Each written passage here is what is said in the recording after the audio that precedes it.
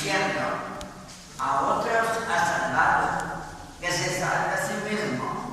Si Él es el Mesías de Dios, el elegido. También los soldados se burlaban de Jesús, y acercándose a Él le ofrecían vinagre y le decían: si tú eres rey de los judíos, sálvate a ti mismo. Había escrito sobre la cruz un letrero en griego, en latín y en hebreo, que decía: este es el rey de los judíos. Uno de los malhechores crucificados insultaban a Jesús diciéndole: si tú eres el Mesías, sálvate a ti mismo y a nosotros. Pero el otro le reclamaba, indignado: ¿ni siquiera temes tú a Dios estando en el mismo suplicio? Nosotros justamente recibimos el pago de lo que hicimos, pero este ningún mal ha hecho. Y le decía a Jesús: Señor, cuando llegues a tu reino, acuérdate de mí. Jesús le respondió: yo te aseguro que hoy estarás conmigo en el paraíso. Esta es palabra del Señor. En el nombre del Padre, del Hijo y del Espíritu Santo. Amén. Todas las lecturas de hoy tienen como centro Jesucristo, que salva a la humanidad y triunfa de todos los males para que los demás puedan estar con Él, gozando de la plenitud con Dios. De hecho, la primera lectura es una metáfora, porque en el profeta Samuel se habla de David, el hombre amado por Dios, el único rey capaz de unir todo Israel bajo de una sola unidad, con centro en Jerusalén. Además, David fue el hombre enamorado de Dios, autor de muchos salmos, y luego el que mantuvo la devoción a Cristo, al Señor, en el centro de Jerusalén. Esto es un modelo que sirve para entender a Jesucristo. David es una pequeña sombra, un esbozo de lo que será la realidad.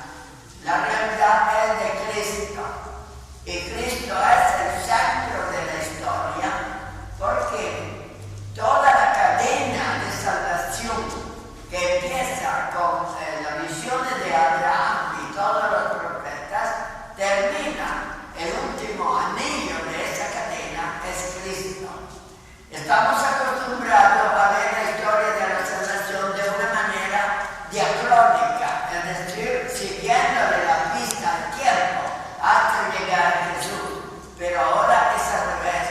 Tenemos que ir desde Jesús para atrás. Esa cadena llega hasta la creación del mundo, hasta la creación del universo y del hombre. Pero ya dentro de la creación, cuando Dios pensó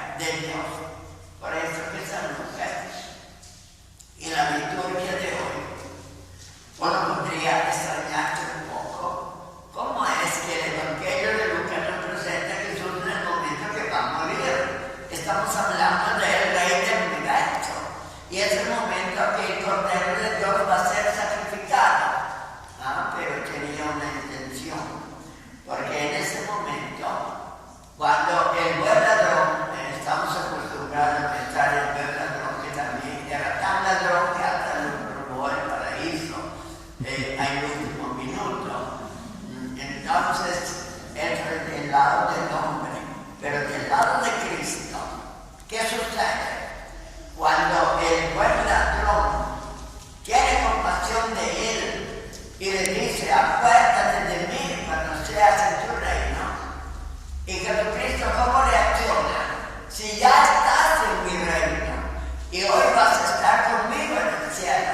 O sea, Cristo todavía no ha muerto, pero ya se ha sacrificado, ha derramado su sangre, está sobre la cruz, está a punto de expirar. En ese momento ya es el Salvador del mundo, ya agarra esa alma que era pecadora porque realmente había cometido crímenes y se la lleva a la eternidad ya salvada. Es la primera criatura que salva, seguramente, y la lleva al cielo. Después bajará no sabemos, en el limbo, a salvar a todos los padres del Antiguo Testamento, a todos los profetas que habían suspirado que viniera Él, a toda esa inmensa muchedumbre fiel a Dios, los va a salvar. Después, pero el primero fue un hombre cuando Cristo todavía vivía y ya es el Rey del universo.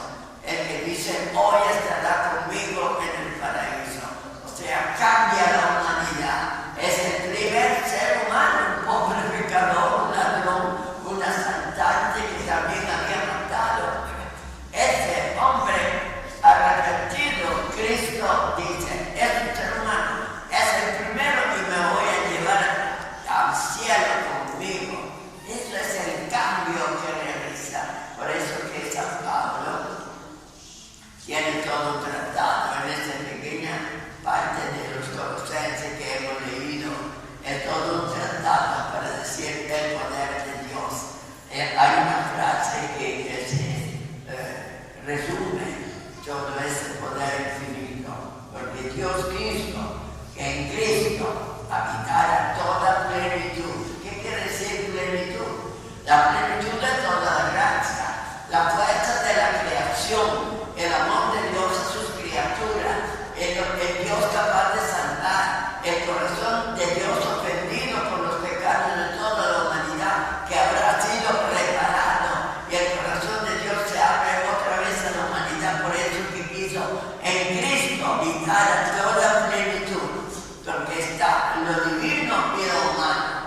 Lo divino que creó el universo, la sabiduría de Dios, y lo humano que ha vivido entre nosotros es el Cordero ofrecido sobre la cruz para aplacar al Padre de nuestros pecados.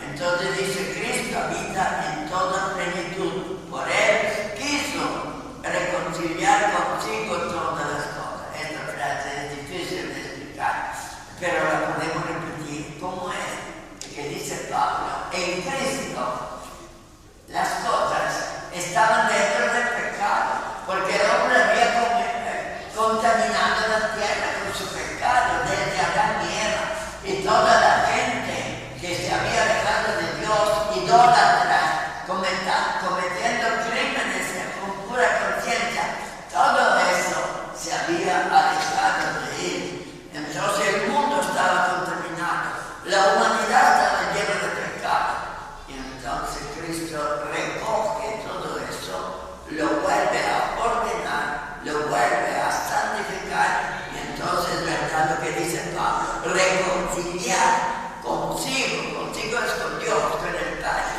reconciliar las cosas que estaban perdidas, todas las cosas del cielo y de la tierra, y darle paz por medio de su sangre. Y así como San Pablo une todas las cosas en una pequeña frase, ponerla en paz. En paz quiere decir el amor de Dios, en buena amistad con Dios, para que todo sea rescatado a través de Cristo. Bueno, esto es Jesús, Rey del universo. Si penetramos dentro de esta expresión de Pablo, podemos caer de rodillas delante de Cristo. Tú realmente eres el último anillo de esta cadena de salvación, pero el primero en ser pensado y el poder del cual depende todo el resto, antes de Cristo y después de Cristo, para que todas las cosas sean reconciliadas en Él y nuestro espíritu. Alguien podría preguntar, ¿por qué hablar tanto de pecado? Que hay que arrepentirse. El mismo Papa dice que se confiesa cada 15 días porque también él es pecador, Francisco.